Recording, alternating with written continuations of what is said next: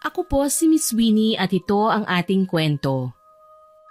Beth, may pagtatapat sana ako sa'yo. Bakit po, Sir Juan? Ano po yon? Gusto kita, Beth. Hindi lang dahil makinis ang kutis mo. Hindi rin dahil may maganda kang muka at sexy na katawan. Talagang gusto kita. Attracted na yata ako sa lahat-lahat ng magagandang bagay tungkol sa'yo. Thank you po, sir. Thank you. Hindi yan ang sagot na inaasahan ko, Beth. Kailangan kong malaman kung gusto mo din ba ako. Ano? Pero sir, inosente pa po ako sa ganyan, sir. Sa katunayan, never been kissed, never been touched pa po ako ng kahit na sino, sir. Yan ang gusto ko eh. Inexperienced woman. Ayaw mo ba nun? Ako ang magiging first mo? Huwag ka mag-alala. Magaling ako. Magaling akong instructor. Diyos ko, Lord! Sir naman! Virgin pa po ako! Bakit ang hali naman po ng pananalita niyo? Naku, sir, hindi pa po ako magiging ready. Hoy, gaga! Anong pinagsasabi mo? Gusto ka ni sir na maging model kaya ka tinatanong? Lintik na babaita ka! Ang dami mong hanas! Ay, umepa lang kontrabida. Talagang nakikialam ako, bruha! Itigil mo lang kalandian mo sa amo natin! Akin siya! Ano? Gusto mo si Sir Juan? Aba, Emilio, mukha kang brusko, no? Nakakatakot nga yung abs mo eh. Tapos kapwa mo lalaki ang gusto mo? Gumising ka nga. Mukhang maningning, kislap ng bituin. Mukhang maningning, mukha'y gawing saging. Sa isang iglap na pahawak ako sa aking muka. Nanlalaki ang aking mga mata. May mahaba akong baba pero kulay dilaw. Makapalang balat at hinog na hinog. Dali-dali akong nagpunta sa banyo at nanalamin. May gusto akong kumpirmahin. Gayon na lang ang pagkahindik ko nang makitang nagbago ang mukha ko at naging saging. Ah! Bakla ka! Anong ginawa mo sa akin? Bakit naging saging ang magandang mukha ko? Diyos ko, paano pa ako magugustuhan ni Sir Juan? Yan ang nararapat sa'yo. Malanji ka kasi habang buhay na yan, girl.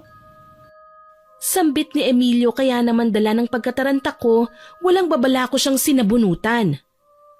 Walang yaka, Emilio! Ibalik mo ako sa dati kong anyo!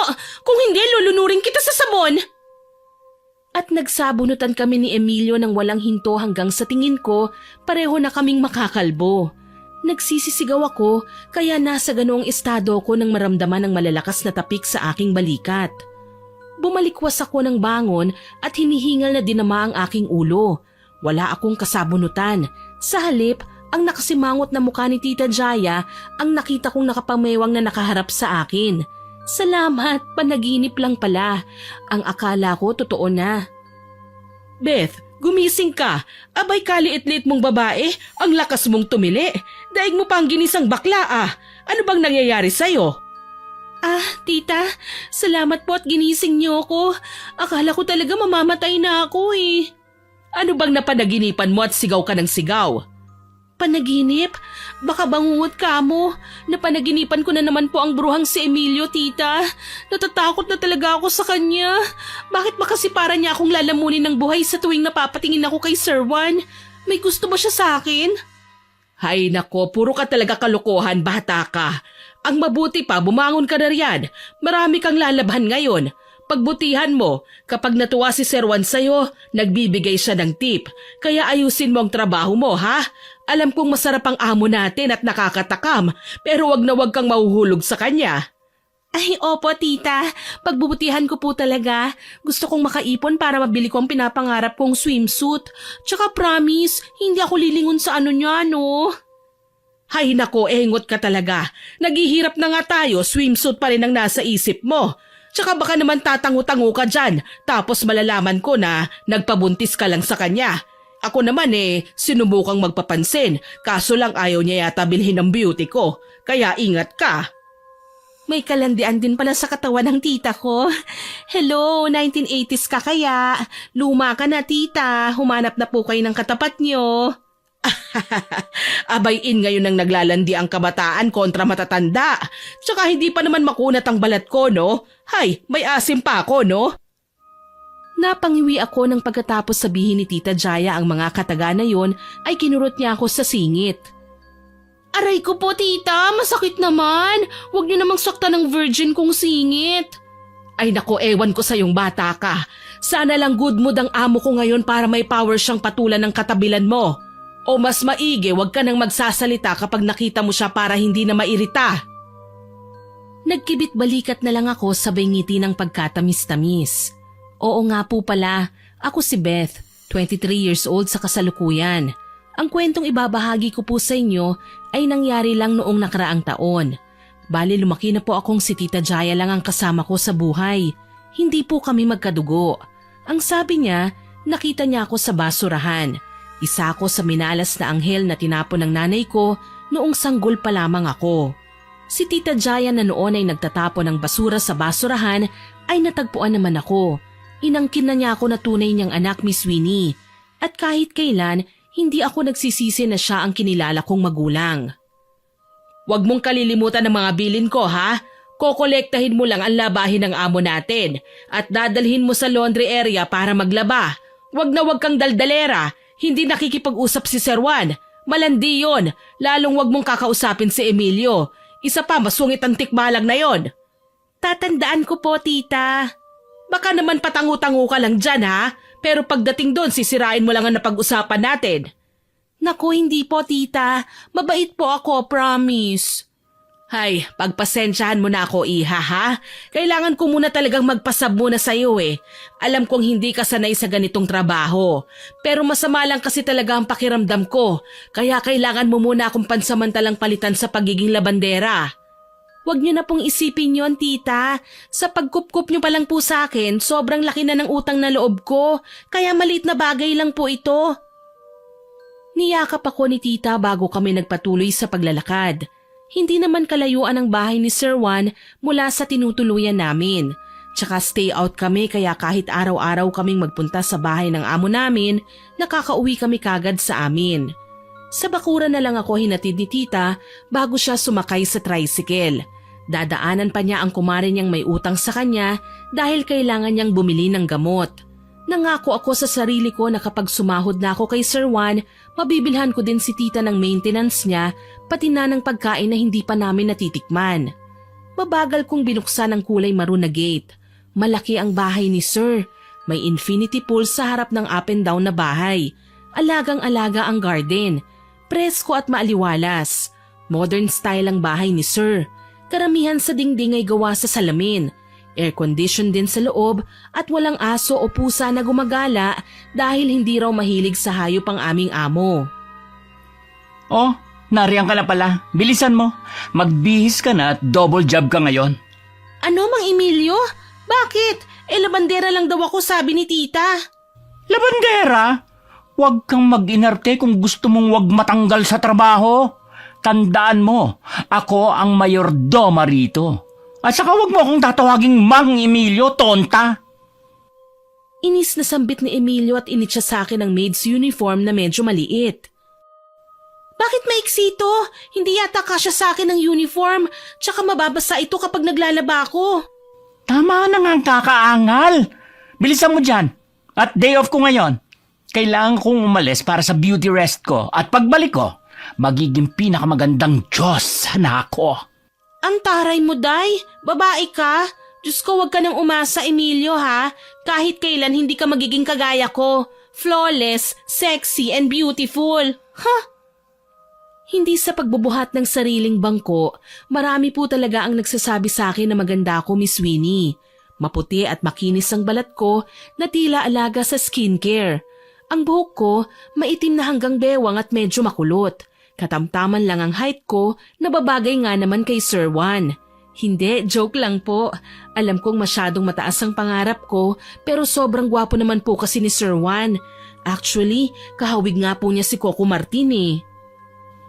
Oh, tulala ka na naman. Bilisan mo na, puntahan mo na ang amo natin at aalis na ako. Okay po, lalakad na, Emilio.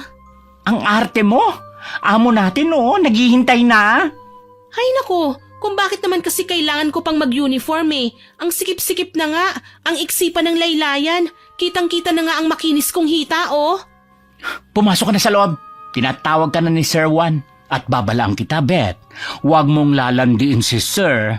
2 oras lang akong mawawala kahit off ko ngayon at baka pikutin mo na siya ng tuluyan. Heto na naman po tayo. Wala akong nagawa kundi sundin ang utos ng bakla naming mayordoma. Oo nga pala, mabigat po talaga ang dugo ni Emilio sa akin, Miss Winnie. Tipong gusto niyang lagi akong nauutusan para alilain. Kaya nga kapag naiinis ako sa kanya, tinatawag ko siyang Mang Emilio kasi alam kong binabais siya. Ayun nga lang, hindi ko naman ramdam ang panghihina at pagod kasi nawawala na ang lahat ng yun kapag nakikita ko si Sir Juan. Pumasok ako sa loob at dumiretso sa kusina pagkatapos kong magbihis. Naabutan ko nga si Sir Juan na kumakain. Mukhang napagsilbihan na siya ni Emilio bago pa man nagpa siyang umalis ang mangkukulam. Nang makita ako ng lalaki, kay bilis na nagbago ng reaksyon ko. Mula sa pagsimangot, malapad at matamis na ang pagngiti ko sa kanya. Beth, Hello po sir, good morning po. halika. Sabayan mo akong kumain. Naku sir, nakakahiya naman po, labandera lang naman ako. No need na po akong isabay sa pagkain.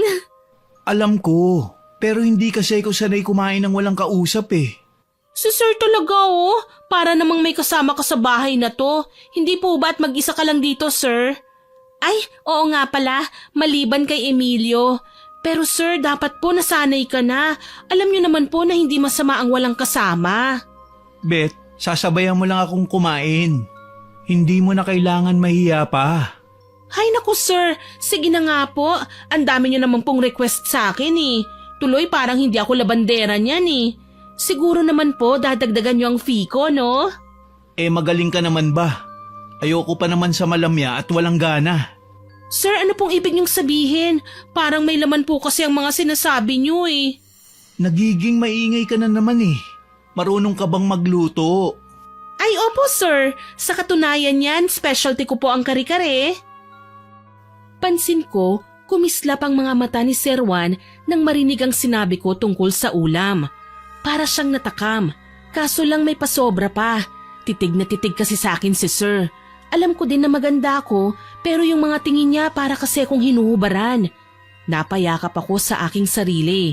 Gusto kong umatras pero hindi ko naman magawa. Binigyan ako ni Sir ng pagkakataon na lumapit pa sa kanya dahil hinila niya ang kamay ko. Sa paglalaba rin, magaling ka ba? Hindi ko pa kasi nakikita ang mga nilaban mo dahil 2 days ka pa lang. Alam mo na, ngayon ko lang ito i-check. Siyempre po, gentle and loving tong mga kamay ko na marunong mag-alaga ng mga damit, lalo na ng pang-opisina niyo po. Napapalunok na wika ko.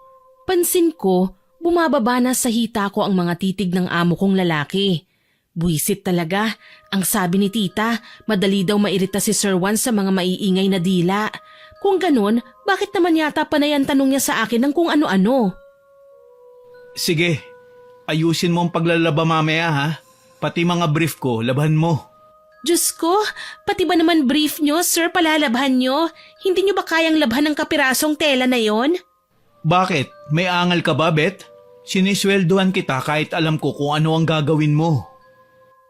Dahil amo ko si sir, wala akong nagawa kundi ang puntahan na kagad ang kwarto niya para kunin ang sinasabing labahin. Oo nga, every other day ang schedule ko sa paglalaba. Hindi naman aksayado sa damit ang amo ko. Namimili lang siya ng damit kapag may mahalagang lakad. Habang kinukusot ko ang damit ni Sir, kinumusta niya ako sa may gilid ng laundry area. Hi, Beth. Anak ng palaka! Sir, bakit naman po kayo bigla na lang sumusulpot dyan? Ginulat niyo po ako Gusto ko lang i-check kung nagtatrabaho ng maayos ang labandera ko. Sir naman, kailan po ba ako naglaro sa pinagtatrabahuhan ko? Alam niyo sir, magaling akong kasambahay. Opo, totoo yan. Marunong po akong maglaba, magluto, maglinis, kahit anong trabaho kaya ko po sir. Teka nga po sir, ano nga pong ginagawa niyo dito? Wala ba kayong trabaho? Ang tabil talaga ng dila mo, no? Hindi ka ba napapagod ng kakasalita? Bakit naman ako mapapagod sir? Kayo naman, nagsasalita lang naman ang bibig ko, hindi naman nagtatrabaho. Ay, ano ba tong mga sinasabi ko? Hindi naman talaga nagtatrabaho ang bibig, ano? Oo nga pala sir, ako munang papalit kay Emilio habang wala pa po siya ha. Alam ko, nagpaalam na sa akin si Emilio. Huwag kang mag-alala, day off niya ngayon. Paano naman po ako sir? Ang gagamitin kong day off yung mga bakanting oras dapat ni tita. Hindi ka magde-day off. Kailangan mo kong pagsilbihan. Pero sir, Nag-day off na ang tita mo. Actually, sobra pa nga yun eh. Ilang days na ba siyang wala rito? Mga 1 week na nga siguro eh. Kailangan mong pagtrabahuhan yun. may sakit naman po si tita. Naiintindihan niyo naman po siguro yun ano? Iba ka, iba si Jaya. Magsiset ako ng off para sa'yo. Pero habang bago ka pa, hindi ka muna magde-day off. Uy, tignan mo ko. Basa ka na oh. Lumapit si Sir Juan dala ang pamunas.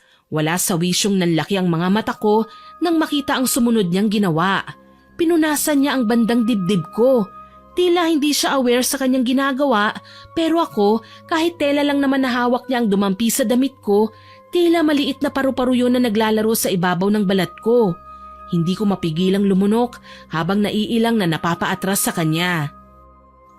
Ay, sir, kaya ko na po to. Wala po ba kayong trabaho? Para po kasing nakaabang na kayo dito sa ginagawa ko eh. Wala akong trabaho ngayon, Beth. Saka natutuwa akong kausapin ka eh. Akala ko po ba, suplado kayo, yun ang sabi ni tita? Parang hindi naman eh. Mas malamang ang kalandian nyo, sir. Kay lakas ng naging tawa ni Sir Juan, mas lalo siyang nakaka-attract tingnan. Akala lang ni Jaya yun, na suplado ko. Pero ang totoo, natutuwa ako sa'yo. Si Jaya naman kasi, seryoso kaya madalas. Hindi ako ngumingiti sa kanya. Hindi ko rin ugaling makipagkaibigan sa mga kasambahay ko. Pero, iba ka, Beth. Si sir talaga oh, pinalalapad na naman ang atay ko. Isama mo na, pati ang abdo mo. Sir Juan, ano na namang kalandian to? Ang sabi ng mami mo, bawal kang makipag-usap sa mga kasambahay. Tumaas ang kilay ko nang marinig ang sinabi ni Emilio. Nariyan na palang ambisyosang bakla.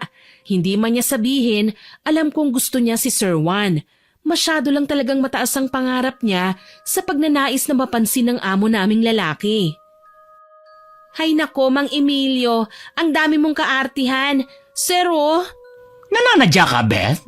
Emilio, wag mo nga pag-initan si Beth.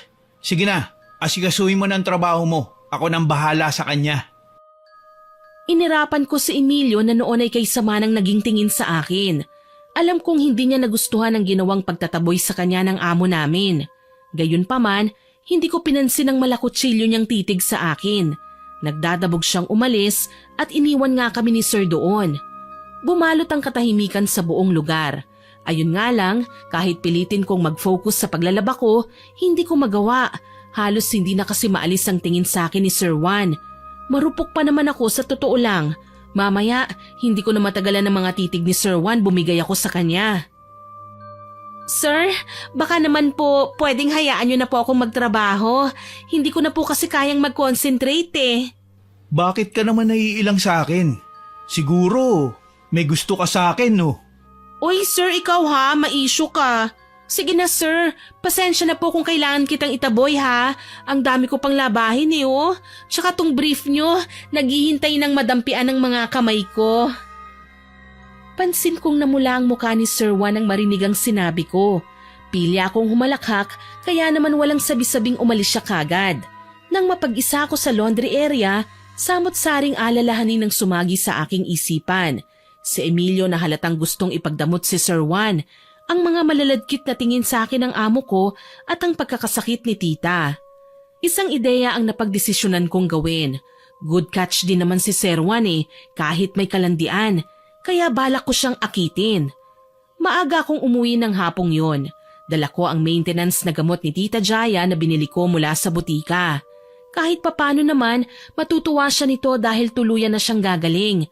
Sa katunayan, nakaabang na nga sa pinto ang ginang nang dumating ako. Hi, tita! Oh, iha, mukhang masaya ka yata ngayon ah. Anong meron at kung makangiti kay abot hanggang tenga? Tita, masaya lang po ako. Tignan mo, oh, may dala po akong gamot para sa inyo. Iha, bakit nag-abala ka pa? Hay naku naman, oo.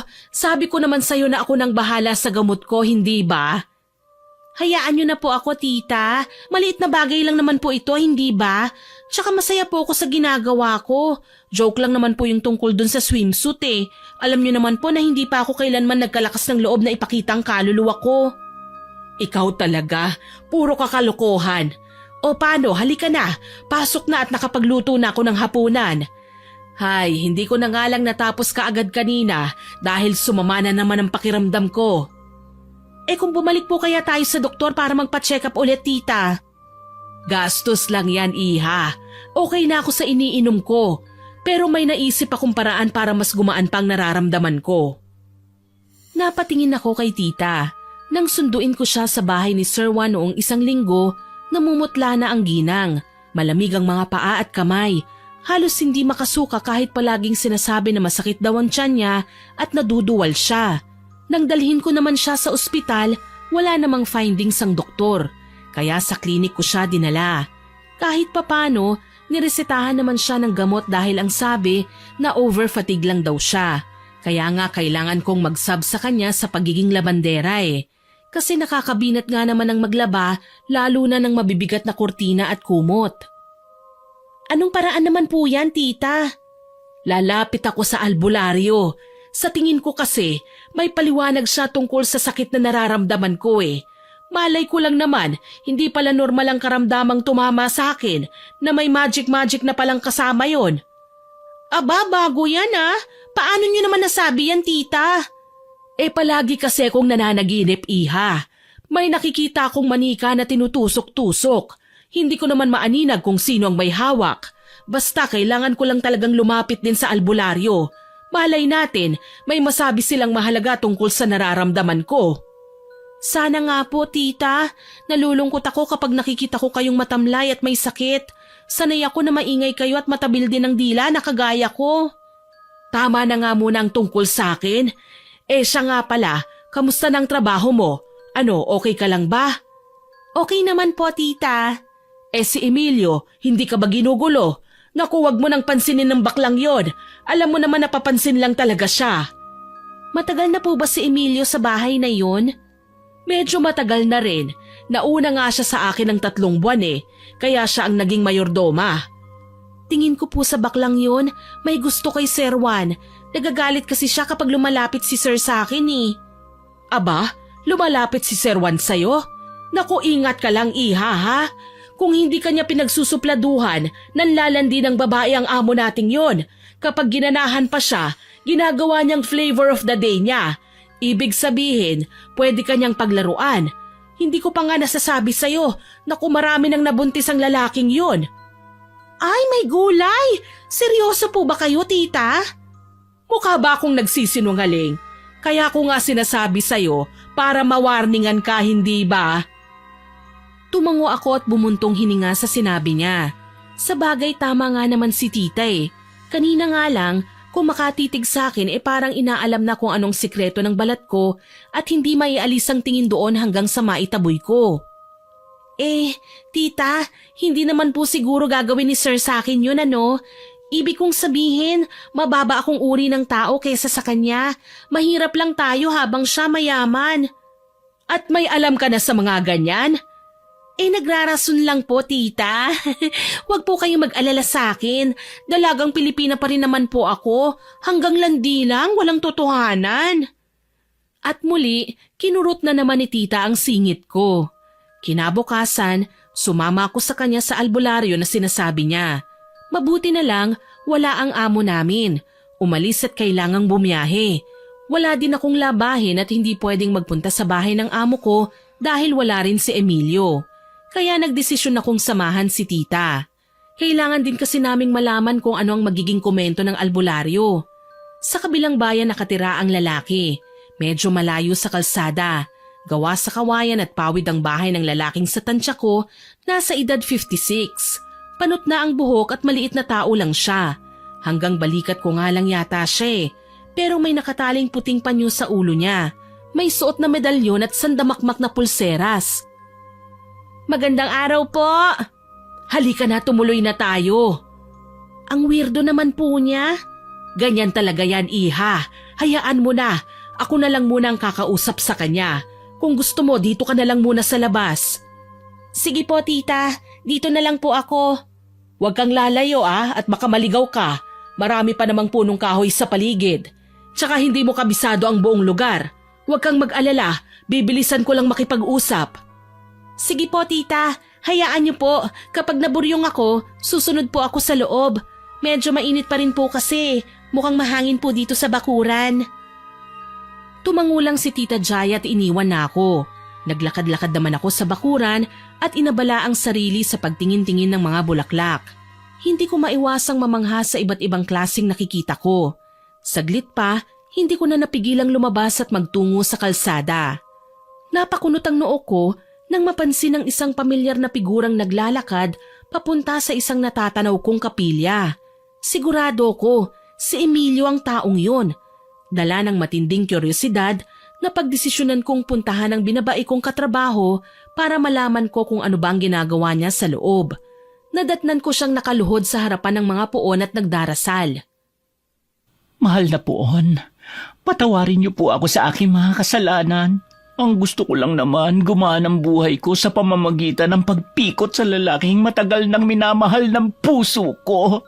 Hala, kung ganun may ginayuma ka? Beth! Anong ginagawa mo rito? Ako nga ang dapat nagtatanong sa'yo niyan. Anong inihihingi mo ng tawad ha? Siguro ginayuma mo si Sir Juan ano? Kaya nagdarasal ka kasi nakukonsensya ka sa mga ginawa mo. Gaga? Wala akong ginagawang ganyan. Gayuma ka dyan. Lasunin kaya kita. Ba't guilty ka? Tsaka bakit parang namutla ka nang banggitin ko si Sir Juan? May binabala ka bang masama sa kanya? Masyado talagang pasmado yung bibig mo, no? Kaya nga ayaw ko sa'yo eh. Huli ka na sa eksena. Kaya sana, huwag ka nang e-epal sa love team namin ni Sir Juan. Oo, may gusto ako sa kanya, pero hindi ko siya ginayuma. Ang taas naman ng pangarap mo, bakla. Alam mo, hindi naman kasi kayo bagay ni Sir. Ako ang nararapat sa kanya kahit pahuli na ako sa eksena. Kaya sorry ka na lang. Aagawin ko siya sa'yo. Napansin kong ikinuyom ni Emilio ang kanyang palad. Hindi nagustuhan ang sinabi ko. Totoo naman hindi bagay ang lalaki sa kapwa lalaki. Tatamaan sila ng kidlat kapag pinilit ni Emilio ang gusto niya. Tsaka kawawa naman si Sir Juan. Siguradong magkakasakit siya kapag si Emilio ang pinatulan niya. Tingin ko pa naman sa kontrabidang baklita, marami ng ginahasang lalaki. Kaunting babala para sa'yo, bruhildang babae. Malayo na ang narating ko at marami ng pinagdaanan para pakialaman mo. Marami na rin akong sinaktan para layuan si Sir Juan kaya wag mong hihintayin na pati ikaw, saktan ko rin. Pinagbabantaan mo ba ako? Nagsasabi lang ako ng totoo. Hindi ako papayag na mapunta sa ibang babae si Sir Juan. Nanlaki ang mga mata ko sa kanyang sinabi. Aniya, marami na siyang sinaktan. Posible ba na si Tita Jaya, sinali pa niya sa kalokohan niya? Bago ko pa man maisipang umalis, kinumpronta ko na siya kagad. Teka lang Emilio, magtapat ka nga sa akin. May kinalaman ka ba sa pagkakasakit ng tita ko? Magsabi ka ng totoo. Nahihibang ka na ba? Wala akong kinalaman, no? Para-paraan ka din para makapagbintang, no? Ang sabihin mo, sakitin na talaga ang tita mo kaya siya nagpasab sa'yo sa trabaho. Pansin ko, labas sa ilong ang ginawang pagsagot ni Emilio sa akin. Naglulumikot na rin ang eyeballs niya at panayang lunok kahit wala namang kinain. Malamang may ginagawang kababalaghan si Emilio. Pinaningkitan ko siya ng mga mata at saka nilapitan. Malalaman ko rin kung nagsisinungaling ka, tikbalang. Baka akala mo natatakot ako sa'yo, ha? Oras na malaman kong may kinalaman ka sa pagkakasakit ng tita ko, pangako, pipilipitin ko ang pagkalalaki mo hanggang sa maging tuyo pa siya sa sinampay na binilad sa araw. Sinadya ko siyang sindakin para sakali man matakot na siya. Kinakabahan din kasi ko sa malalaman kong resulta ng pagkonsulta ni tita sa albularyo. Nang maalala ko nga siya, iniwan ko na si Emilio sa loob ng simbahan. Masama ang tingin niya sa akin pero hindi na ako nag-aksaya pang pakialaman siya. Beth, ikaw talagang bata ka. San ka ba nagpunta? Sabi ko naman sa'yo, dito ka lang sa malapit, hindi ba? Saan ka ba nagpunta at kanina pa kita hinahanap? Ay, sorry po tita. Naaliw kasi ako sa katitingin sa paligid eh. Hindi ko na malayan na napapalayo na pala ako. O paano? Halika na at umuwi na tayo. Sa biyahe ko na lang sasabihin sa'yo ang mga natuklasan namin ng albularyo. Kinulam raw si tita. Ayon ang sabi sa kanya ng albularyo. Isang taong may matinding inggit sa katawan ang ginusto siyang bigyan ng sakit. Hindi ako makapaniwala. Para kasing nagtutugma ang nangyari kay tita sa narinig kong sinabi ni Emilio na kung hindi ba naman tatanga-tanga, nagsasalita na malakas ang boses sa loob ng kapilya. Seryoso tita? Kinulam ka? Oo nga, kaso hindi malaman kung sino ang may gawa. Ang sabi lang ng albularyo, maging maingat ako sa lahat ng taong nakapaligid sa akin. Hindi niya po ba sinabi kung anong nangyari? Kung sinong gumawa nito sa inyo? Hindi niya sinabi kung sino ang nanakit sa akin. Basta mag-iingat na lang daw ako at inumin ang mga halamang gamot na inihanda niya. Tumango ako at muling sumulyap sa kalsada. Hindi naman mahirap isiping may kinalaman nga si Emilio sa pagkakasakit ng tiya ko. Kaya naman isang ideya ang naisip kong gawin para mapatunayan ito. Naging masipag ako ng mga sumunod na araw. Sa pagpasok ko ulit sa bahay ni Sir Juan, hindi lang pang-akit ang napagdiskitahan kong gawin sa kanya. Lihim din akong mag-iimbestiga sa kung ano ba ang tinatagong lihim ni Emilio. Gaga, bakit nakatanga ka na naman dyan? Ano? Talaga bang maninindigan ka na umastang reyna sa bahay na to? Ang labahin mo, naghihintay sa kwarto ni Sir, kunin mo na. Oo naman Emilio, kukunin ko. Ikaw naman atat na atat masyado. Maaga pa kaya ngayon, marami pa akong oras para makapaglaba. At bakit kikislap-kislap yung mga mata mo? Kailangan mong tandaan, labahin lang ang kukunin mo, hindi si Sir Juan. Bakit? Kapag pati ba siya nilabahan ko, magagalit ka? Nanlisik ang mga mata ni Emilio. Tila lalamunin na ako sa labis na galit. Inaasar ko lang naman siya eh. May gusto lang kasi talaga akong matuklasan. At base sa nagiging reaksyon niya, alam kong may kinalaman nga siya sa pagkakasakit ni tita. Ngayon, kailangan ko lang ng pagkakataon na makapasok sa kwarto niya para makita ang mga ebidensya. Kailangan ko lang maging maingat at humanap ng tiyempo. Tahimik akong umakyat sa itaas. Una kong kukunin ang mga labahin ko kaya kumatok ako sa kwarto ni Sir Juan. Mabilis namang binuksan ng lalaki ang pinto. Hello po sir, si Beth po ito. Kukunin ko lang po ang mga labahin niyo. Beth, namiss kita. Bakit hindi kita nakita kahapon? Hinahanap kita eh. Ay, ang OA mo, sir, ha? Nakalimutan nyo na po ba? Hindi ba't umalis kayo para sa business deal nyo kung saan lupalop ng Pilipinas kayo nagpunta, tapos kagabi lang kayo bumalik? Basta, hinahanap pa rin kita. Kaso, wala ka eh. Sir, every other day po ang schedule ko sa paglalaba, hindi po ba? MWF, Monday, Wednesday at Friday. Yun lang naman pong binigay niyong araw para sa tita ko eh. Alangan naman pong araw-arawin kong pumasok. Mamaya hindi niyo ako swelduhan, sayang naman. Talaga ba? Sige, dodoblihin ko ang sweldo mo. Pero araw-araw ka nang pumunta rito sa bahay. Kahit hindi pa marumi ang kortina, laban mo na. Ang gusto ko, nakikita kita araw-araw.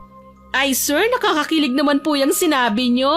Ibig sabihin madali niyo akong namimiss, kaya gusto niyo akong makita araw-araw. Ganun na nga. Bakit? Hindi ba pwede? Nanlaki ang mga mata ko nang umaktong lalapit na sa akin ang amo ko. Tsaka ko lang napagtanto na nakatapis lang pala ng tuwalya ang lalaki at balak nang pumunta sa banyo. Ang bilis na nuyo ng lalamunan ko, kaya naman ganun na lang ang pag-atras ko palayo sa kanya. Ako dapat ang mga akit eh, pero sa ginagawa ni Sir ngayon, parang ako ang babagsak sa mga kamay niya. Napapikit na lang ako nang sa kakaatras ko sa dingding na ako nakasandal. Mas nilapitan pa ako ni Sir at tinitigan ako sa mga mata. Sir, wag po. Bata pa po ako. Hindi ka naman na bata para sa akin. Pwede na. Pwede nang ano? Pwede ka nang... Ay, pala kang binabad sa suka! Anong kahalayan ng ginagawa mo kay Sir? Napalingon kami sa biglaang pagsigaw ni Emilio. Mabilis niyang hinablot ang pinakamalaking kumot sa kwarto at ibinalot sa nakatapis lang na katawan ni Sir. Ako naman, muntikan nang nahipnotismo kanina ay kukurap-kurap na lang ngayon. Emilio, bakit ka naman basta na lang sumusulpot sa kung saan? Ano ba kasing ginawa ni Beth sa inyo at halos hubad na kayo, sir? Wala akong ginagawa sa kanya, okay? Sa katunayan, ako ang attracted sa kanya at hindi ko yun itatanggi. Diyos ko, hindi kayo pwede magkagusto sa kanya, sir. At bakit hindi pwede, Emilio? Binata si Sir, dalaga naman ako. Pareho kaming single at masarap. Ang totoo niyan, wala pa akong karanasan sa pagkakaroon ng kasintahan, Miss Winnie. Ni hindi ko nga po alam kung ano ang pakiramdam ng mahalikan sa labi. Sadyang nasanay lang ako sa environment kung saan prangka si Tita Jaya at may pagkapasmado ang bibig kaya kahit kabastusan na ang nasasambit ay normal pa rin para sa amin. Alam ko naman na hanggang dun lang yun dahil may limitasyon din akong inilalaan para sa sarili ko.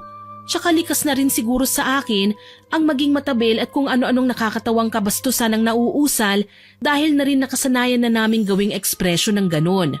Ang tita ko nga, masahol pa sa basurahan ng bibig kapag inatake ng kaingayan eh. Ha? Masarap? Ikaw? Alam nga namang ikaw ang masarap, Emilio. Tignan mo nga, mahaba ang baba mo, luwa pa ang mga mata mo, yang labi mo parang pinaglihis sa pugita, tapos ang tenga mo. Tumahimik ka ng laitera kang bruha ka! Emilio! Akala ko ba mayordoma kita rito? Umaasta ka ng bodyguard ko eh. Sige na, bumalik ka na sa trabaho mo. Ako na ang bahala kay Beth. Sir, alam niyo naman na mahal ko kayo. Huwag niyo namang gawin sa akin to. Emilio, pareho ko kayong mahal na mga kasambahay ko, okay? Pero si Beth, kailangan ko kasi siya araw-araw. Sir Juan, ginawa ko na lahat para mapaligaya ka. Halos magpaalila ako sa bahay mo. Mapagsilbihan ka lang. Bakit parang hindi pa rin sapat? Kasi nga, kailangan ko si Beth. Sa kanya ko lang nahanap ang mabining paghagod ng may pag-iingat. Ang mainit na haplos na nagpapakintab, nagpapabango at nagpapalinis ng... Ano? May nangyari sa inyong dalawa? Ano? Walang nangyayari. Teka lang, Emilio. Ang bilis mo naman makapag-react. Hindi pa nga ako tapos sa sinasabi ko eh. Ang sabi ko, gusto kong araw-araw na siyang pumasok dito sa bahay dahil magaling siya. Mabilis at sulit magtrabaho. Sa lahat ng labanderang nakapaglaban ng mga damit ko, siya lang ang humahagod sa tela ng may pag-iingat, nagpapakintab, nagpapabango at nagpapalinis ng suot kong uniforme sa opisina. Literal na napanganga kaming dalawa sa sinabi ni Sir Juan. Ang dami ko pa namang naiisip na pang-akit sa kanya. Tapos damit niya lang pala na nilabhan ko ang pinakapupuri niya. Tama nga ang sinabi ni tita. Maarte si Sir pagdating sa mga damit niya. Maingat at parang praning na rin kung i-check kahit ang likuran ng kwelyo, makita lang na perpekto ang suot niya. Pero kahit na, aakitin ko pa rin siya. Hindi kami nagpansinan ni Emilio ng buong araw. Nakita ko kasing matamlay siya at pagkatapos ng nangyari kaninang umaga, naramdaman kong kailangan ko muna siyang iwasan. Baka kasi kung saan na naman humantong ang pagtatalo namin. Hindi ko maiwasang manghinayang nang linawin ni Sir na gusto niya ako, gustong maging labandera lang ng mga damit niya. Maayos daw kasi akong magtrabaho at kung sakali man na bumalik na si tita, kukunin niya kami pareho dahil magaling din magluto si tita. Si Emilio naman nakatoka sa labas at loob ng bahay. Perfectionist kasi ang isang yon. Bandang 5:00 ng hapon nang dumating si Sir Juan sa bahay. May dala siyang paper bag. Nagulat ako nang iabot niya sa akin ang mga yon. Beth, dalhin mo to sa bahay niyo ha. Ikumusta mo na rin ako sa tita mo ha. Naku sir, siguradong matutuwa si tita. Pero sir, nag-abala pa po kayo. Ano po bang mga ito? Cookies at vitamins para sa tita mo. Sana magpagaling siya kagad. Ang bait-bait niyo naman po sir. Hayaan niyo po makakarating kay tita ang mensahe niyo. Napakabuti niyo po sir. Akala ko talaga literal na suplado kayo kagaya ng sinabi sa akin ni Tita Jaya. Kung hindi naman suplado babaero daw po kayo. Kay lakas ng naging tawa ni Sir Juan Aliw na aliw siya sa sinabi ko, kaya naman nang mapagtanto yun, napaatras ako at tinakpan kagad ang bibig ko. Bakit ba naging ganun ako katanga? Nagawa kong sabihin kay sir ang sekreto namin ng tita ko. So, ganyan pala ang pagkakakilala sa akin ng tita mo. Ay, sorry po sir. Hindi ko po dapat sinabi yon. Sinabi rin ba sa'yo ng tita mo kung bakit ganun ang ugali ko? Naikwento niya ba sa'yo na minsan ang nasaktan ang damdamin ko? Ikaw po, broken-hearted? Paano nangyari yun? Sinong tangang babayang nanakit sa'yo? Nababaliw na ba siya? Ang pogi niyo nga eh, ang sexy pa, ang bango, mabait, at higit sa lahat mayaman. Alam niyo sir, kayo ang sagot sa panalangin ng bawat dalagang naghihirap na kagaya ko. Talaga? Pogi ako? Mabait? Bakit hindi ako kayang mahalin ng mga babaeng mahal ko? Madalas nila akong iwanan sa ere. Mami ko nga, tingin sa akin, sakit sa ulo, rebelde, barumbado. Wala nang ginawang tama. Kaya nga nila ako ipinatapon dito sa bahay, malayo sa kanila. At pinarurusahan nila ako sa pamamagitan ng pagtatrabaho sa opisina bilang simpleng empleyado lang. Ayaw nila akong hayaang gawin ang gusto ko. Ipinapatawag lang nila ako kapag kailangan nila ang expertise ko sa negosyo. Palibasa, ako lang ang tinuruan ng lolo ko nun ng mga sikreto para ma-close ang isang business deal. Sina mami, nagagawa naman yun pero abala sila ngayon sa pagsasaya. Tumatanggap na lang sila ng benefits na ako naman ang naghihirap. Hindi man lang nila magawang pakinggan kung ano ba ang gusto ko. Ano po bang gusto niyo sir? Ang maging isang bombero. Sir naman, ang gwapo niyo, magbubumbero lang kayo? Beth, hindi mo dapat nilalang ang mga bombero. Matatapang sila, walang inuurungan. Hindi kagaya ko. Matatakotin na nga, wala pang nagawa para iligtas man lang ang babaeng mahal ko. Ano pong ibig niyong sabihin, sir? Hindi ako niloko ng babaeng mahal ko. Namatay siya, Beth. Kasama siyang nasunog sa isang ospital na magkaroon ng aksidente 2 years ago. Isa siyang nurse at matapang na tumutulong nun sa mga pasyente na makalabas sila ng building. Ilang tao ang nailigtas niya pero hindi na siya nakalabas pa. Kasama siyang sumabog na mga gamot nang magtago siya sa lab. Alam ko yun dahil humingi siya ng tulong sa akin sa pamamagitan ng pagtawag sa telepono bago pa man siya kasamang nasunog. Hindi ako nakapagsalita sa mga siniwalat ni Sir Juan. Buong akala ko talaga malandi si Sir, babaero at walang alam sa buhay kundi ang magpalaban ng mga brief niya at abangan ako sa pagtatrabaho buong araw. Mabibigat din pala ang dinadala niya at hindi ko mawari kung bakit nasasaktan din ako. Sorry po sir, hindi ko po alam, hindi yan naikwento ni tita sa akin. Okay lang, pagpasensyahan mo na rin si Emilio ha. Aware ako na lagi kanyang sinusungitan. Matagal na siya sa amin kasing tagal ng tita mo. Kaso lang, nung mamatay ang girlfriend ko, si Emilio nagbigay ng balikat para masandalan ko. Siya ang nagpatahan sa akin. Siya ang nagpamulat sa akin na hindi ko dapat nilulunod ang sarili ko sa depression. Sir, isa pang seryosong tanong, may gusto rin po ba kayo kay Emilio? Kay Emilio?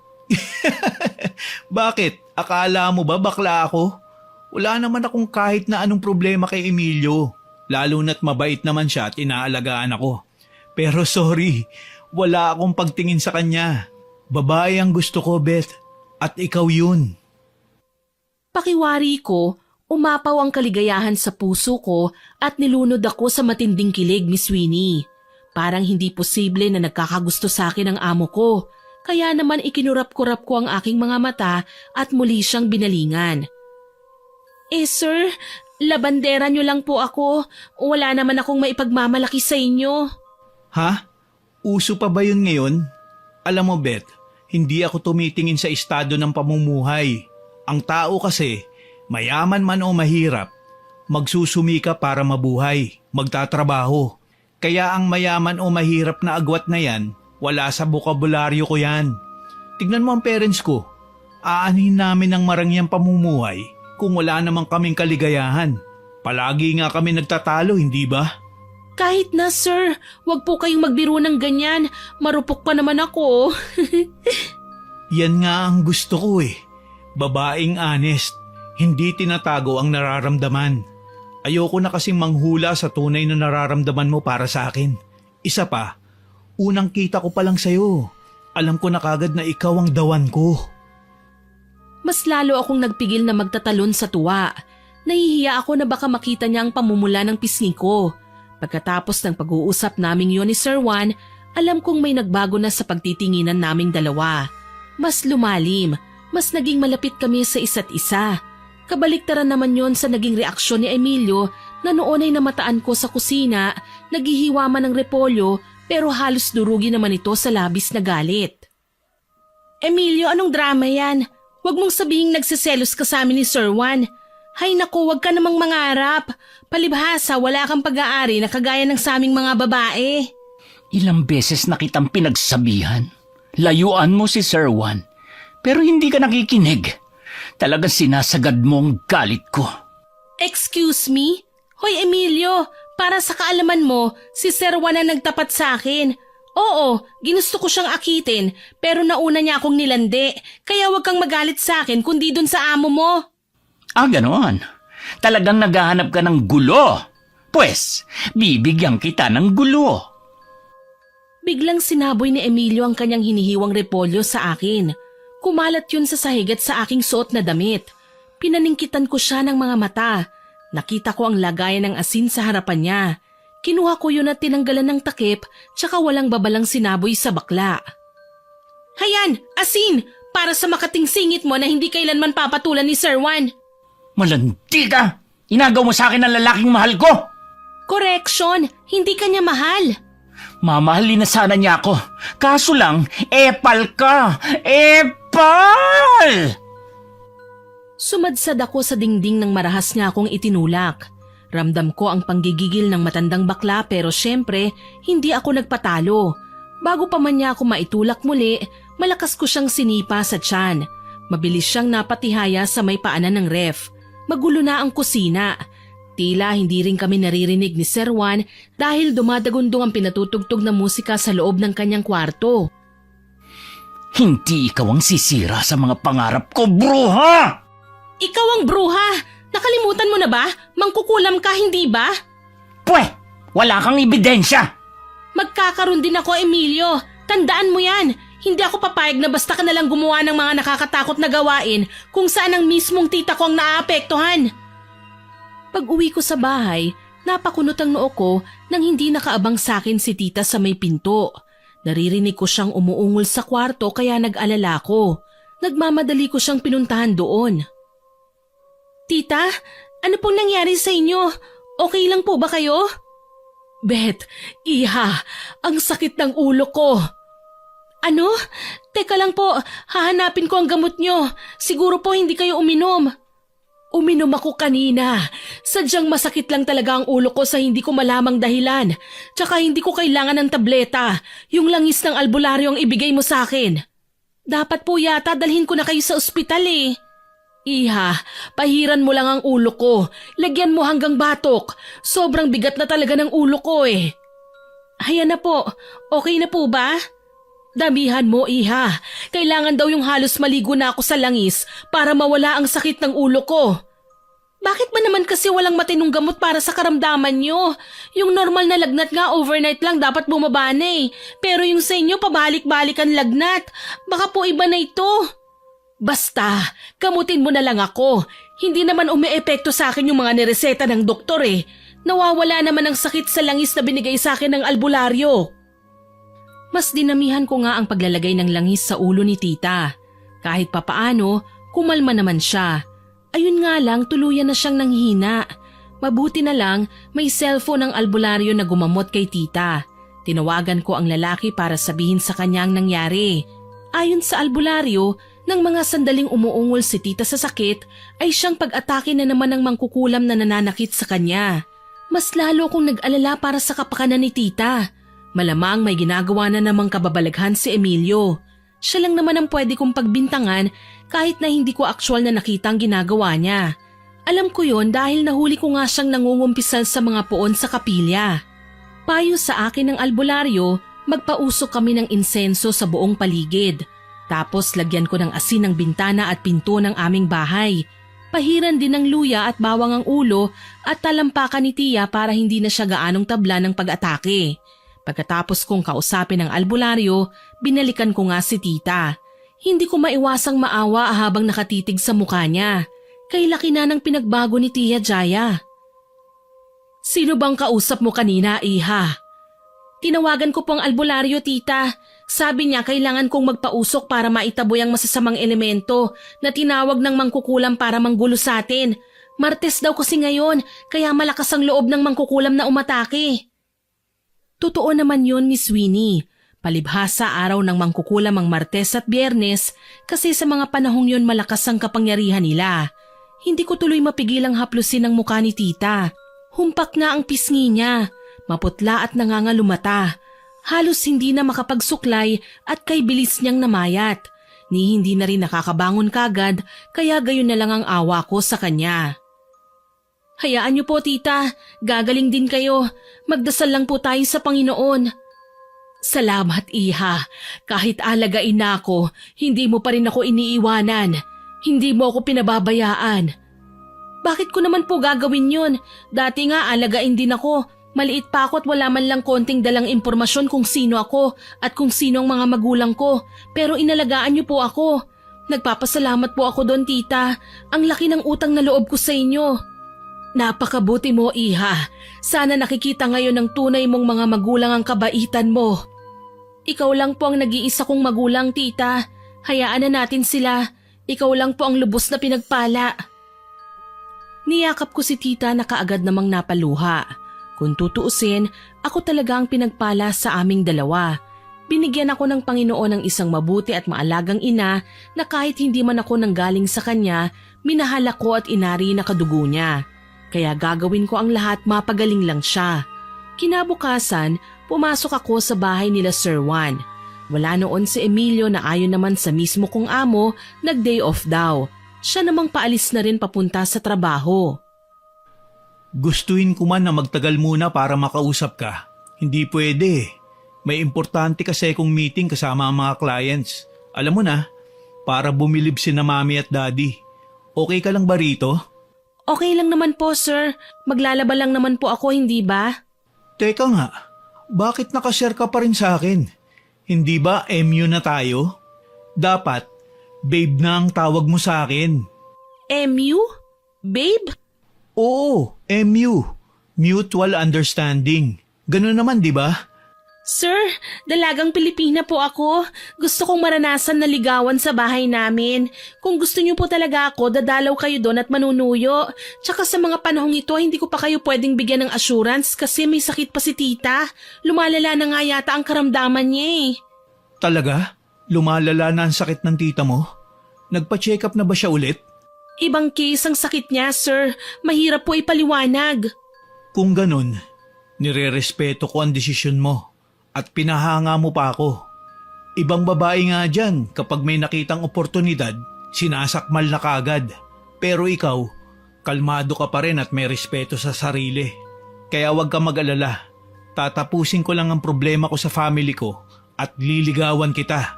Deal? Deal po, sir. Pero dapat, sagutin mo kagad ako ha. Si sir talaga oh, babanat pa. Baka lang naman kasi makalusot. O paano? May iwan na kita rito ha. Sige po, sir. Ingat po. Nakangiti pa akong tinanaw siya hanggang sa makasakay siya ng kanyang kotse. Nang makaalis na ang aking amo, pilit ko munang iwinaksi sa isipan ang naging pag-uusap namin. Mas kailangan kong unahin ng tita kong may sakit at magagawa ko lang siyang tulungan kung hahalughugin ko ang kwarto ni Emilio para malaman ang tunay na pinaggagawa niya. Mabuti na lang at mabilis kong nahanap ang kwarto ng bakla. Hindi ito nakalak kaya mabilis akong nakapasok. Bago maghalungkat, tinawagan ko muna si tita. Iha, napatawag ka. Nasa trabaho ka na ba? Opo tita, nandito na po ako. Off po ngayon ni Emilio. Alam kong hindi naman siya nagtatagal sa labas, kaya kailangan kong bilisan ang gagawin kong pag-iimbestiga sa kwarto niya. Kailangan kong makahanap ng kahit na anong clue na palatandaang siya ang kumukulam sa'yo. Ano? Si Emilio? Bakit naman niya gagawin sa akin ang bagay na ito? Tsaka bakit siya ang napagbibintangan mo? Galit siya sa lahat ng gustong lumapit kay Sir Juan, tita. Lahat ng babaeng nagugustuhan ni Sir o sa tingin ni Emilio ay mga babaeng hadlang para mapalapit siya kay Sir, kinukulam niya. Diyos ko, kung ano-anong pagkumbinsi pa ang sinabi ko sa albularyo. Alamin lang niya kung sino ang taong may malaking galit sa akin. Tapos malalaman kong si Emilio lang pala. Iha, ang mabuti pa umalis ka na dyan. Baka mapahamak ka. Kilala ko si Emilio. Hindi siya matutuwa kapag nalaman niyang pumasok ka sa kwarto niya. Tita, ako pong bahala. Tumawag lang ako para sabihin sa inyo na malapit na rin nating malaman ang totoo. Kabado kong wika. Aangal pa sana si tita kaso lang pinutol ko na ang tawag. Nagsimula na akong maghalungkat hanggang sa may nakita akong manikang nakatago sa isang kahon ng sapatos sa ilalim ng kanyang kama. May nakasilid na larawan ni tita sa tiyan ng manika. May nakakabit na kung ano-anong abubot sa ulo. Yun nga siguro ang nagpapasakit ng ulo niya. Naningkit ang mga mata ko sa nakita. Kaso lang, bago pa man ako makapag-react, narinig ko na ang mga mabibigat na yabag papunta sa kinaroroonan ko. Hala, kailangan kong magtago! Natataranta kong wika. Bitbit ko ang manika nang pumasok ako sa maluwang na closet. Bahagya kong binuksan para makita ko si Emilio na noon ay pakanta-kanta pang pumasok sa kwarto. Ako naman, palihim na inon ang recorder ng aking cellphone. Kailangan kong marinig ang kahit na anong sasabihin niya kahit mag-isa lang siya. Malakas ang kutob ko na makakakuha ko ng detalye. Sa wakas, malapit ko nang mapuruhan si Jaya. Isusunod ko naman ang malandi niyang ampon na si Beth. Pareho lang ang magtitang yan, mga agaw. Akin lang si Sir Juan. Ako lang ang dapat niyang mahalin. Dahil sa tindi ng pagmamahal ko sa kanya. Pati kasintahan niya nagawa kong ang patayin ng magkasunog ang ospital na pinagtatrabahuhan ng babae. Ikinulong ko siya sa kwarto. Nanigas ako sa pinagtataguan ko dahil sa aking nalaman. Baliw nga si Emilio. Pati ang babaeng minahal ni Sir, siya pala ang pumatay. Kung hindi niya pinakialaman ng babae, malamang buhay pa sanang dalaga. Dahil sa mga nalaman ko, hindi na ako nakatiis at lumabas sa pinagtataguan ko. Gulat na gulat si Emilio.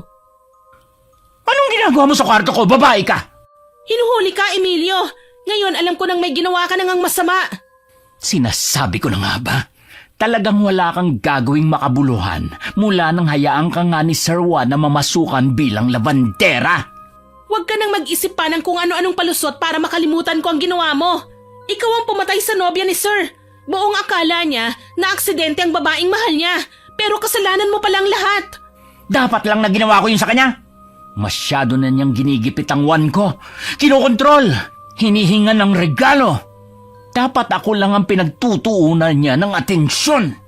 Kaya naman pala pati tita ko kinulam mo.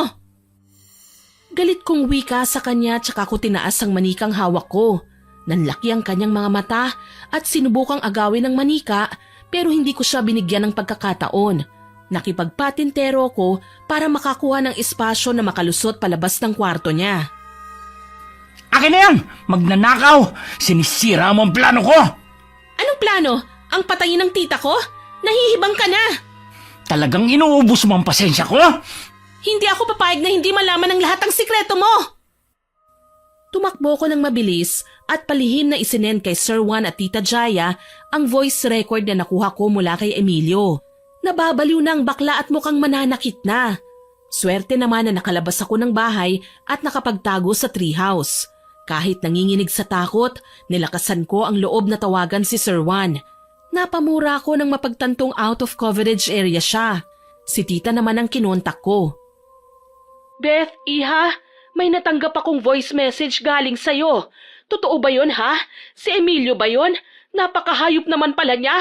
Talagang gagawin niya ang lahat, masaktan lang ako. Totoo po yan, tita. Siya ang kumulam sa'yo. At ang ibang revelasyon niya, totoo din po. Siya ang pumatay sa girlfriend ni Sir. Tunay na may hustisya. Bakit? Nagkumprontahan kayo? Nasaan siya?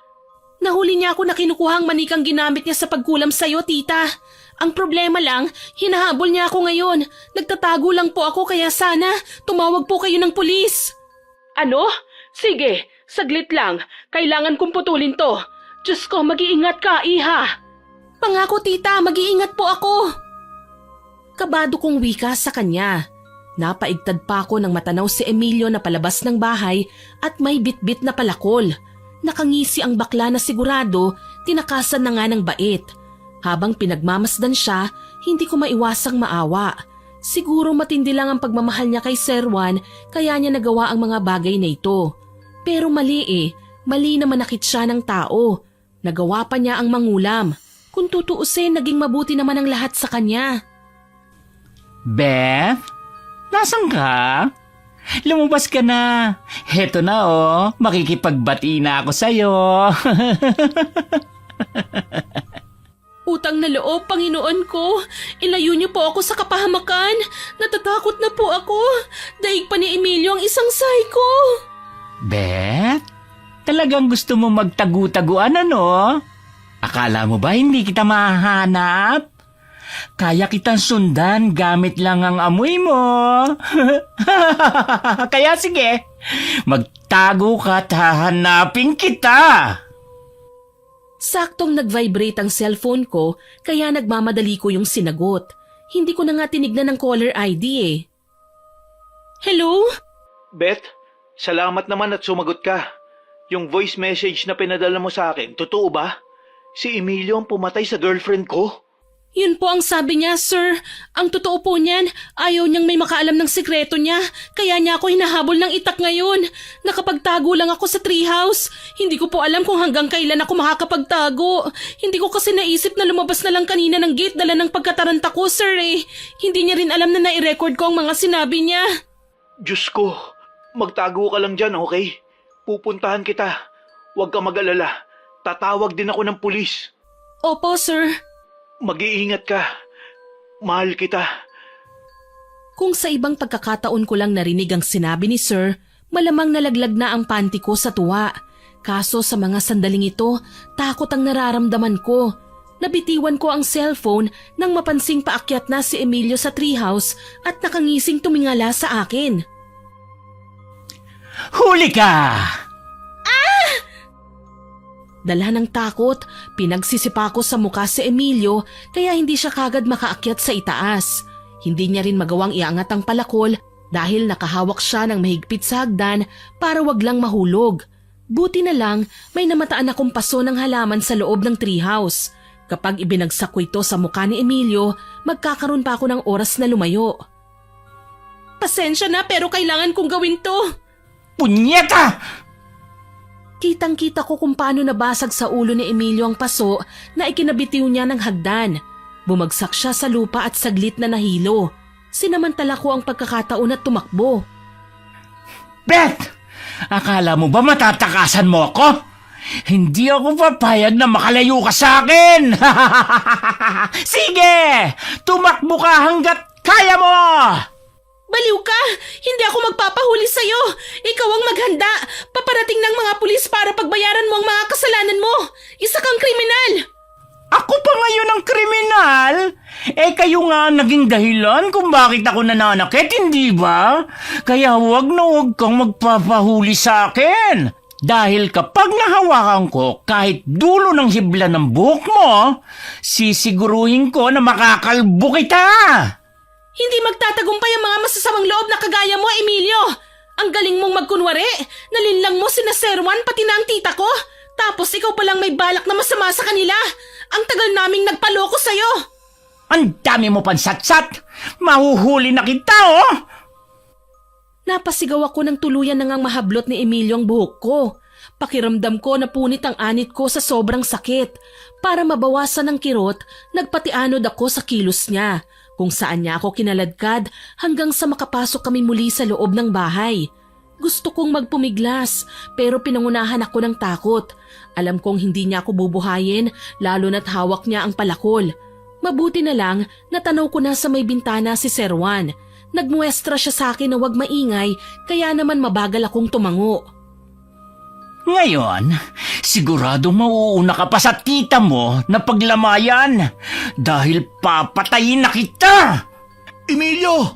Wag! Sir Juan! Bakit mo ba to ginagawa? Ano bang kasalanan namin sa'yo? Pati si Beth, dinamay mo. Ang dati kong kasintahan, kinulong mo sa nasusunog na kwarto ng ospital. Kaya siya namatay. Oo, aaminin ko. Nagawa ko nga yun. Palagi na lang siyang nasa isipan mo. Sa kanya nakatuon ang atensyon mo. Nandito naman ako. Kaya nagalit ako nang baliwalain mo ako. Na magkaroon ng sunog sa ospital, naisip kong magandang pagkakataon yon para gawin ang plano ko. Nagpanggap akong pasyente na takot. Kaya iniligtas ako ng gaga mong girlfriend. Pero hindi niya alam. Siya ang bala kong ipahamak. Napakabuti ng girlfriend ko sa'yo. Pero pinakitaan mo siya ng kalupitan. Magbabayad ka, Emilio. Ako mismo magpapakulong sa'yo. Napasigaw ako nang sumugod si Sir Juan kay Emilio. Sinuntok niya ang baklang mayordoma. Nagulat nga lang ako dahil hindi gumanti si Emilio sa kanya. Umiiwas lang ang bakla hanggang kaya pa niya. Sinamantala ko naman ang pagkakataon. Naghanap din ako ng maipapalo sa ulo ni Emilio para wag na siyang makapanlaban pa. Mabuti na lang na mataan ko ang kawali sa kusina. Tinansya ko ang bigat nun tsaka walang habas na pinukpok ko yun sa ulo ni Emilio. Naduling ang bakla at bumagsak sa sahig. Hingal na tinigil ni Sir Juan ang pag-atake at ako naman ang pinuntahan. Bigla niya akong sinugod ng yakap. Beth, ayos ka lang ba? Nasaktan ka ba ni Emilio? Namumula ang braso mo. Huwag niyo po akong intindihin, sir. Okay lang po ako. Akala ko talaga mamamatay na ako kanina eh. Mabuti na lang po dumating kayo kagad. Dumiretso na kagad ako rito kanina na makausap ko si Tita Jaya. Tinawagan niya ako at sinabing tumawag na rin daw siya ng pulis. Sabay kaming napalingon sa may gate nang makarinig kami ng pagbukas. Gayon na lang ang tuwa ko nang makita si Tita Jaya. Kahit iika-ika siya, nagawa pa rin niyang makapunta para lang samahan ako sa mga pagkakataong ganito. Beth, salamat at ligtas ka. Akala ko nahuli na ako. Teka, bakit magkayakap kayo ni Sir Juan? Girlfriend ko na po ang ampun niyo, Tita Jaya. Aba, at nakikitita ka na? Hindi ba't Jaya lang naman ang tawag mo sa akin noon? Seryoso po ako sa ampun niyo. Sana naman po, pagbigyan niyo ang pagmamahala namin. Pero bago yan, magsasampa po muna tayo ng reklamo laban kay Emilio. Naaawa ako sa kanya pero kailangan niyang pagbayaran ang lahat ng kanyang mga kasalanan. Nilingon namin si Emilio na noon ay sinubukan pang makipagtalo sa mga pulis. Kaso nga lang, nakaposas na siya. Sir Juan, mahal talaga kita. Ginawa ko lang naman ang mga nagawa ko dahil gusto kong mapasakin ka. Hindi sapat na dahilan ng pumatay para sa pag-ibig, Emilio. Nanghihinayang ako sa naging samahan natin nun. Hindi lang kasi kita basta kinilalang mayordoma Tinuring pa kitang kaibigan. Patawarin mo na ako, Sir Juan. Pakawalan mo na ako pakiusap. Sorry, hindi ko magagawa ang bagay na yan. Kailangan mong panagutan ang lahat ng kasalanan mo. Hindi namin makakamit ang hustisya kung ganyang hahayaan ka lang namin na maging malaya. Minahal lang naman kita Dapat kahit sa bagay na yon, intindihin mo naman ako. Matagal na kitang iniintindi, Emilio. Masyado ka lang talagang kampante na umabot ka pa sa puntong pati ang mga mahal ko sa buhay, sinasaktan mo na. Umiiyak nang umiiyak si Emilio kahit noong sinasakay na siya sa patrol car. Alam kong hindi na siya makakapanakit pa dahil pati ang pagkulam niya kay tita tuluyan na ring natigil. Lumapit lang kami sa albularyo at pinatanggal ang nakataling kulam sa katawan ni tita. Salamat sa Panginoon at dahan-dahan na siyang gumaling. Ang galing mo talaga, iha. Hindi lang matabilang dila mo, literal na magaling ka rin palang makiramdam. Opo naman, tita. Hindi rin naman ako papayag na basta ka nalang saktan ni Emilio, no? Willing naman akong magpasabunot sa kanya, basta layuan ka lang niya. Hindi naman yata tama na isasakripisyo mo na lang palagi ang sarili mo para sa akin. Aba, kalokohan na yon. Tama ang tita mo, Sinta ko. Ay, nandyan na si sir. Sinta ko, hindi ba't magjowa na tayo? Ha? Paano? Kailan? Ikaw talaga. Nayakap lang kita ng isang beses, nagka-amnesia ka na. Sir Juan, diniskartehan mo ang ampon ko ha? Dapat dagdagan mo ang sweldo ko ha? Tita, nakakahiya ka. Bakit ako mahihiya? Aba, dapat nga ipagmalaki natin ang syota mo eh. Abay kamukha niya si Coco Martin, oh. Dahil dyan, pati ang bonus nyo, dadagdagan ko tita. Pero syempre, pahalik muna sa pisngi mo, sinta ko. Kinilig ako sa paraan ng pagtawag niya sa akin. Tuloy gusto ko siyang lamukusin ng halik. Maging wild naman kahit minsan. Tsaka hindi naman nakakahiyang pahalikan ng pisngi ko eh. Makinis naman ako. Flawless at tsaka... Ay basta, baka sabihin pa ng iba mayabang ako. Pero may maipagmamayabang naman talaga ako eh. Opisyal na nga kaming naging magkasintahan ni Juan pagsapit ng birthday ko ng January 2024. Malapit na kaming mag-anniversary at going strong pa rin ang relasyon namin hanggang ngayon. Kahit magkasintahan na, regular pa rin akong naglalabas sa bahay niya. Aba, nagpapasweldo pa rin ako ha. Siyempre kailangan ko pa rin naman ng trabaho kahit pinagsasabihan ako ni Juan na wag nang kumilos sa bahay. Sinta ko, nakakaya naman sa'yo. Girlfriend kita. Ayokong alilain ka sa pamamahay ko na hindi magtatagal, magiging bahay mo na rin. Juan, okay lang sa akin na pagsilbihan kita. Eh kasi naman may bayad yon. Tsaka safe na ako dito sa bahay mo. Kaya okay na muna ang ganitong setup natin.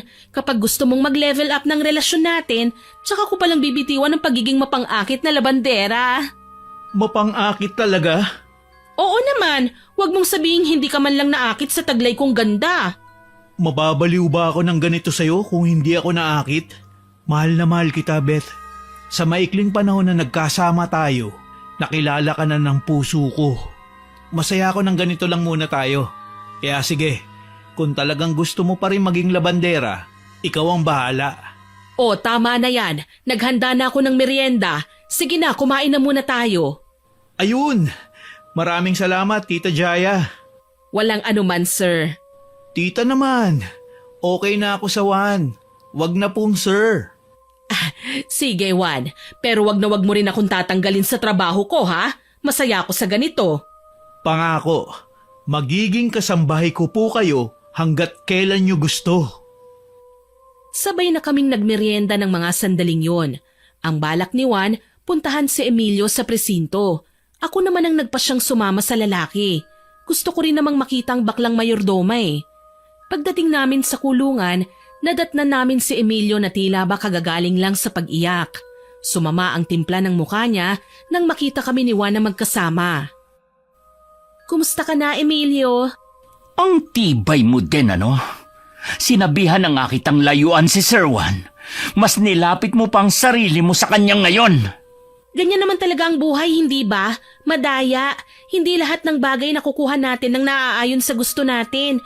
Minsan kailangan nating tanggapin ang kung ano man ang meron tayo. Emilio, alam kong mas matanda ka sa akin, pero sana pakinggan mo ko ha. Hindi mo dapat sinasayang ang buhay mo. Huwag mong ubusin ang oras mo dito sa loob ng kulungan. Magbago ka na. Humingi ka ng tawad. Alam ko naman na mabuti ang Panginoon at patatawarin ka. Hindi ko alam, Beth. May mga nasaktan na ako. Baka nga wala ng kapatawaran ang ginawa ko eh. Shh! Huwag mong sabihin yan. Lahat ng nangyayari sa buhay natin may dahilan at hindi ito ang panahon para sukuan. Ang dami kong nagawang mali sa'yo.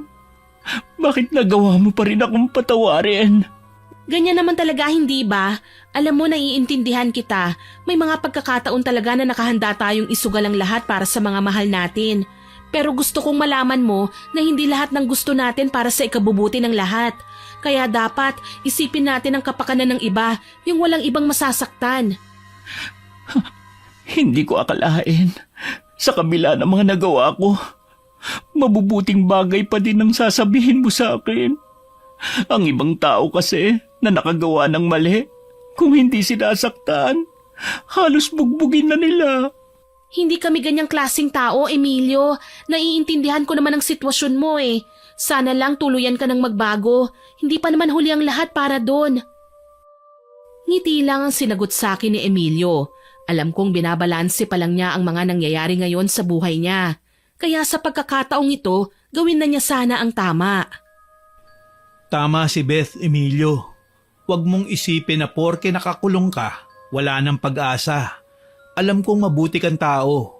Wala naman nilikha ang Panginoon na likas na masama at walang awa eh.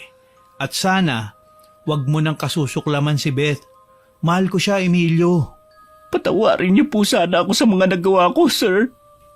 Hindi ko lang akalain na hahantong ako sa ganito. Hindi ko na nga kilala ang sarili ko eh. Ang nasa isip ko lang naman kasi noon, matugunan ang pagmamahal ko sa inyo. Sorry kung naghangad ako ng higit pa sa turing mo sa akin, Sir Juan. Okay lang. Naiintindihan ka namin. Gumaan ang pakiramdam ko sa naging pag-uusap namin. Alam ko naman na magsisimula na si Emilio na pagsisihan ng kanyang mga kasalanan. Alam ko rin na mabuti ang Panginoon at bibigyan siya ng chance na ipakita sa lahat na siya ay willing ng magbago. Naging maayos ang relasyon namin ni Juan magpahanggang ngayon.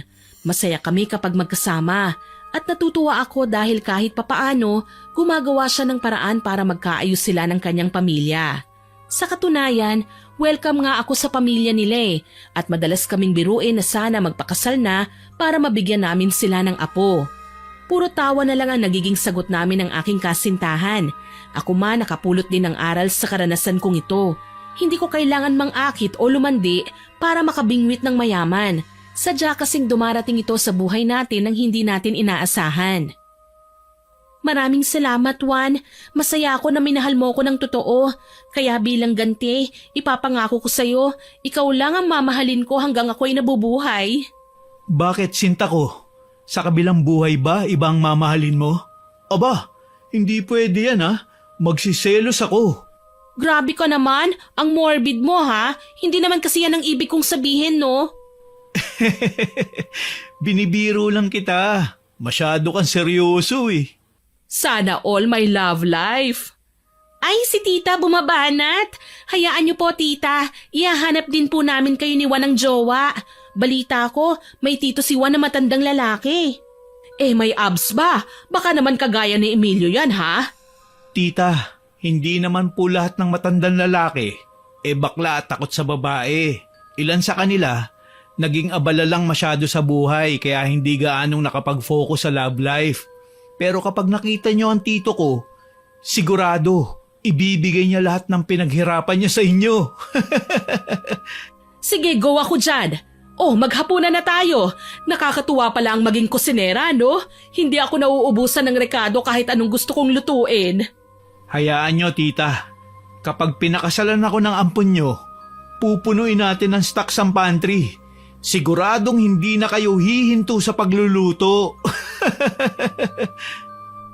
Sabay kaming nagtawanan dahil sa birong yon ni Juan. Masaya ako at kontento. Kahit pa nga siguro hindi mayaman ang lalaking mahal ko, alam kong magiging maligaya ako dahil siya ang pinagkaloob ng langit para sa akin. Hanggang dito na lamang po, more power po sa inyong channel at God bless. Sana po ay nagustuhan niyo ang aking ibinahaging kwento. Pero bago ko po tapusin ito, hindi makukumpleto ito nang walang shoutout sa masusugid nating listeners. Shoutout po kay Rose Jean from Hong Kong, kay Mika Balagot from Dubai, kay Moon Brave, kay Richelle Estrovillo, kay Chubby Lumentigar, kay Lea Lumentigar, Joanna Ibanez, Alvin Lumentigar at Mean Infante. Shoutout din po kay Rizel Galope, kay Charmaine Ebon, kay Ma'am Mel Santarita, Ma'am Martina Angdasan, kay Sheena Jane Cablay, kay Girlie Satur at sa Sealing Department ng Cosmo Malvar, Batangas. Hello din po kay Kimbara, kay Tara Dabi, kay Safa Magsaysay, kay Ma'am Filipina Palsario, kay Risa Paisano, kay Marasigan, Maria Cordova, kay Daleha at kay Kimi from Singapore. Shoutout din po kay Megan Jesmo, kay Rose Masayon, kay MJ Larbas, kay Carlota ng Nils Chicharon, kay Marlene Guerrero at sa Guerrero family from Pasig, kay Ma'am Barbilin at sa mga anak niyang sina Catriona at Vince, at hello din po kay Janet Engrata, kay Abu Aba, kay Mary Ann Valderamos, at kina Manilin Basco Bandilion, kay Jello, Jea at Jacob. Maraming salamat po sa inyong lahat na nag-comment at nakinig. Abangan niyo pa po sana ang mga susunod kong upload ha, at huwag kalilimutang mag-subscribe, like, share and comment sa story natin. Para po mabilis niyong makita kung may bago tayong upload, pindutin niyo lang po ang notification bell para lagi kayong updated. Aasahan ko pa rin po ang inyong suporta ha. Muli, Ako po si Miss Winnie na nagpapasalamat sa inyong pakikinig.